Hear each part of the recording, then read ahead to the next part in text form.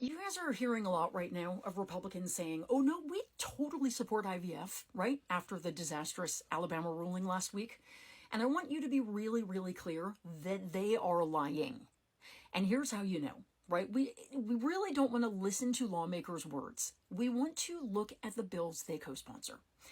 And these Republicans who right now are running terrified because IVF, it turns out, is wildly popular. It's supported by 80% of the American population love IVF. That's the polling. It's stupidly popular. And they're realizing that even a lot of their Christian evangelical supporters need IVF, want it, have used it. A lot of Republican lawmakers have used it. Mike Pence has used it. I could go on. So they're in a bit of a like dog caught the car situation, and they're scrambling. They are really back on their heels. And so they are just coming flat out and lying. They're saying, I support IVF, I support IVF. But here's the thing. You can't say you support IVF when you have co-sponsored a bill that enshrines fetal personhood. And again, this is the idea that life begins at conception. The same idea that the Alabama judge had, that a frozen embryo is a person. You can't say that you support IVF when you have co-sponsored a bill that enshrines fetal personhood into law. And it turns out that 147 House Republicans have co-sponsored just such a bill. It's called Life at Conception.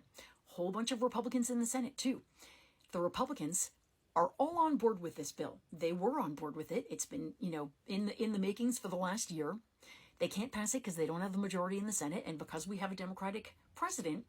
But should they get majorities in both houses and should Donald Trump win, that bill's going to get signed. And they know it. And the people paying for them to succeed damn well know it and in fact are insisting upon it. We're talking about groups like the Heritage Foundation, Alliance Defending Freedom, Students for Life. These groups, Students for Life, their leader came out just this week and said, yeah, none of us support IVF. All of us anti-abortion groups, of course we don't support it. Of course they don't support it. Understand this. In order for IVF to succeed, and I'm not going to go into a whole thing, but you need to create lots and lots of embryos because it's hard. Most of them don't make it.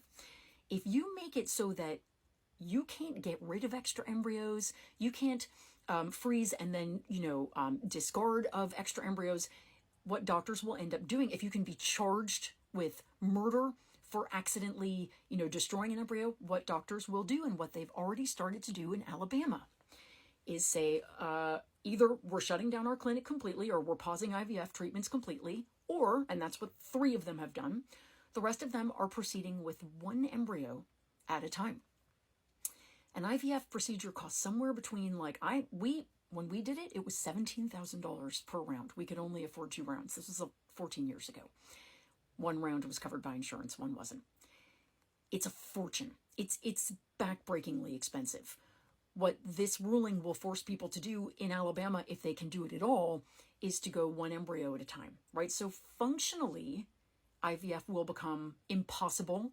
It will become impossibly expensive. It will become legally dangerous for doctors who will be afraid to do it. And also it will be very hard to succeed. So no matter what they tell you about supporting IVF, with life beginning at conception as the sort of ground rule, they don't. Okay, if they supported IVF, they would be co-sponsoring Senator Duckworth's bill. It's called the Access to Family Building Act. And what it is a bill that would actually enshrine the right to do IVF as a federal law and protect it and protect people doing it. Republicans won't go near that bill. They blocked it. Every time she's tried to introduce it, she just made a comment about it this week. She's like, they're lying. So please understand, don't listen to their words. Watch what they do. And never believe for 1 second that anybody is calling the shots but these far-right extremist religious groups. And for them, life does begin at conception. IVF is a non-starter. Birth control is a non-starter. Abortion, even when the mother's life is in danger, is a non-starter. And frankly, most of the things that we value and prize today as our freedoms are non-starters for them. That's the Republican Party. Don't listen to their words. Know who they are. And that's who it is.